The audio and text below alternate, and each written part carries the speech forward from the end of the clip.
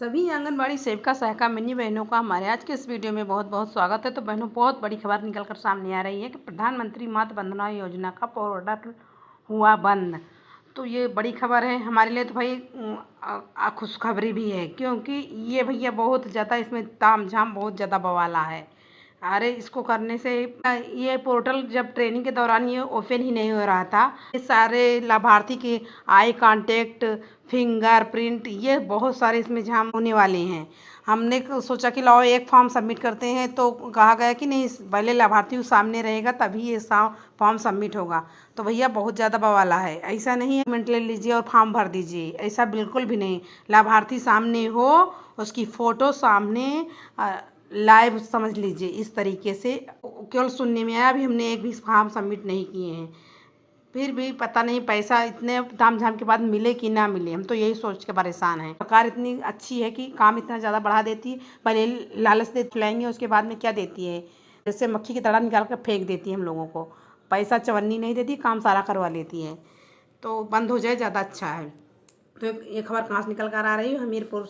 वर्ष 2017 में शुरू होकर पूरी न्यूज़ देखिएगा, आधी अधूरी न्यूज़ तो देखिएगा नहीं। हमीरपुर वर्ष 2017 में शुरू होकर मार्च 2023 तक कुल 33,000 से अधिक लोगों को लाभान्वित करने वाली प्रधानमंत्री मातृ वंदना योजना का पोर्टल बंद हो चुका है। स्वास्थ्य विभाग से बाल विकास विभाग को हस्तांतरण होने वाली योजना पिछले वर्ष से बंद पड़ी है। बहुत अच्छा बंद।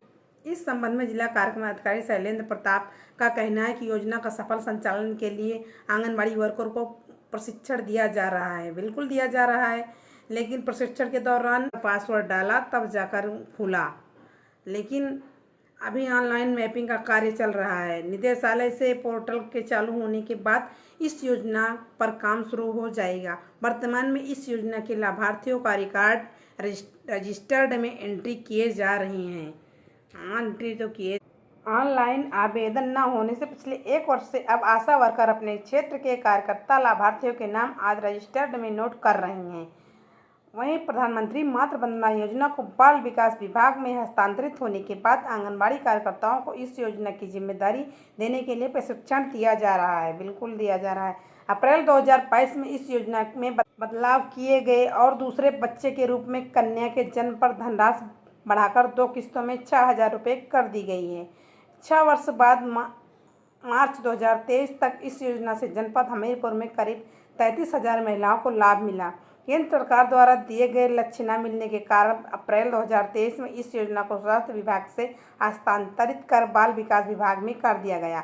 हस्तांतरण के दौरान योजना के पोर्टल बंद कर दिया गया था, जिसकी वजह से लाभार्थियों की फीडिंग का काम बंद हो गया। प्रधानमंत्री मातृ वंदना योजना के तहत पहले बच्चे पर 5,000 और दूसरे बच्चे के कन्या के रूप में जन्म लेने पर 4,000 रुपये दिए जाते हैं। लेकिन अब इस योजना का पोर्टल बंद होने से आवेदन प्रक्रिया बंद पड़ी है। हकीकत देखा जाए तो इस योजना के विभागों की अदला बदली से सरकार की यह महत्वाकांक्षी योजना पेंडुलम बनकर रह गई है। पेंडुलम मीन्स भैया हमें नहीं पता फिलहाल, अगर आप लोगों को पता हो तो प्लीज़ कमेंट कर में बता दीजिएगा। अवगत हो कि वर्ष 2017 में शुरू हुई प्रधानमंत्री मातृ वंदना योजना का संचालन स्वास्थ्य विभाग द्वारा किया जाता था। योजना की शुरुआत में पहले बच्चे के जन्म पर लाभार्थी को 3 किस्तों में 5,000 रुपये प्रदान किए जाते थे, लेकिन बाद में यही रकम बढ़ाकर 2 किस्तों में कर दी गई है। 1,000 मिलने लगे हैं। चलिए ठीक है, मिलने लगे हैं, अच्छा है। लाभार्थी के मिलेगा तो लाभार्थी आकर्षित होगा और फॉर्म सबमिट करवाएगा। भैया अगर ये तो खुशी की बात है कि लाभार्थी को पैसा मिलेगा, लेकिन साथ साथ चाहिए कि अगर हम लोग फॉर्म इतनी मेहनत से सबमिट कर रहे हैं,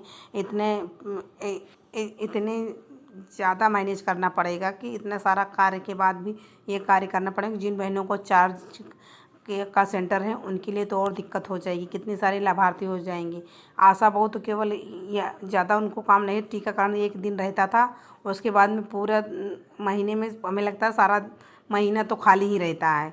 तो वो लोग ये फॉर्म तो सबमिट करने में उनकी नानी माँ याद आ गई, तो हम लोगों को सोचिए हम लोग कैसे करेंगे। इसके लिए अगर पैसा मिले तो भाई तब तो मन लगेगा, नहीं मिलेगा तो भैया मन तो बिल्कुल भी नहीं लगेगा, हमारा क्या किसी का भी नहीं लगेगा। दूसरी खबर कहाँ से निकल कर आ रही है?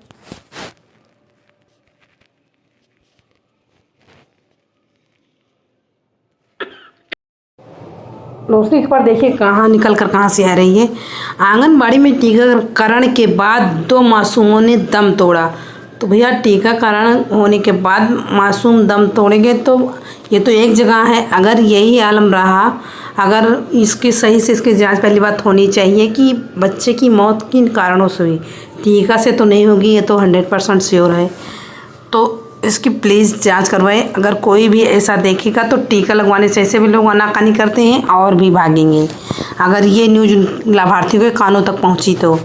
बिलासपुर टीका लगाने के बाद 2 मासूमों की मौत का मामला सामने आया है। घटना कोटा के पटैता कोरीपारा की है। घटना के बाद स्वास्थ्य विभाग में हड़कंप मच गया। भैया मचेगा ही। और उच्च अधिकारियों ने अस्पताल पहुंचकर हालात का जायजा लिया। 5 बच्चों की ऑब्जर्वेशन के लिए CHC में भर्ती किया गया है। हेल्थ 5 बच्चे, मतलब कि 2 की मौत हो गई, 5 बच्चे और ऑब्जर्वेशन के लिए भर्ती किए गए हैं। हेल्थ डिपार्टमेंट बता दें कि कोटा क्षेत्र के पटैता कोरीपारा में आंगनबाड़ी में टीका लगने से 1.5 माह और 2 दिन के 2 मासूम बच्चों की तबीयत बिगड़ गई और फिर उनकी जान चली गई। वहीं गांव के आंगनबाड़ी केंद्र में 7 बच्चों को टीका लगाया गया। 5 बच्चों को ऑब्जर्वेशन के लिए CHC में भर्ती किया गया है। BMO निखिलेश गुप्ता ने कहा कि इन मासूमों को BCG और पेंटावन का टीका लगा था। मौत का सही कारण जांच के बाद ही सामने आएगा। सही, ये तो श्योर है भैया कि टीका से तो नहीं हुआ होगा, कोई और रीज़न रहा होगा। तो आप लोग का क्या विचार है कि किस कारण से ये बच्चे की मौत किस कारण से हुई? प्लीज़ कमेंट बॉक्स में अपनी राय दीजिएगा। और अगर वीडियो पसंद है तो प्लीज़ लाइक कीजिए, सब्सक्राइब कीजिए और हमारे भी थोड़ा सपोर्ट कीजिए। आप लोग प्लीज़ सब्सक्राइब कर लीजिए, जिससे हम नेक्स्ट वीडियो और अच्छे से लेकर आएँ। और वीडियो देखने के लिए आप लोगों का बहुत बहुत धन्यवाद।